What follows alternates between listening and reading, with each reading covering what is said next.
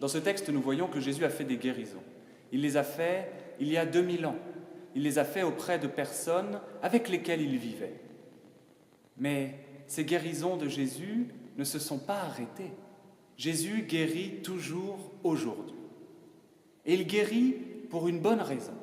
Regardons ces femmes. Ces femmes, elles ont été guéries par Jésus pour pouvoir le suivre. Et c'est ce que nous dit ce texte d'Évangile. Elles suivaient effectivement Jésus. Avant, elles en étaient incapables. Suite à la guérison, elles en sont devenues capables. Alors pour nous-mêmes, le but de notre vie chrétienne, c'est de suivre Jésus, un peu comme ces femmes. Mais comment suivre Jésus ? Eh bien, pour le suivre, nous avons souvent besoin d'être guéris. Nous avons besoin que le Seigneur vienne visiter notre cœur pour nous permettre de marcher vers lui. Et nous avons un grand sacrement pour cela.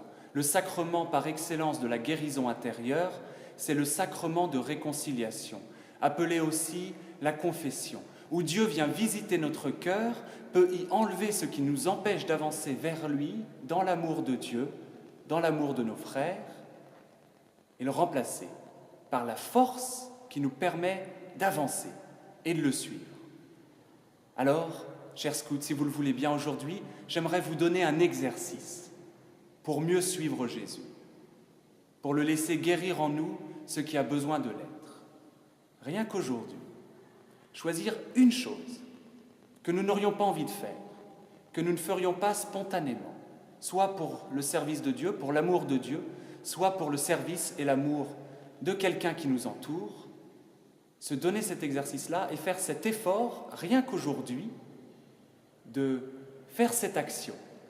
Et ça pourra d'ailleurs être votre béat du jour.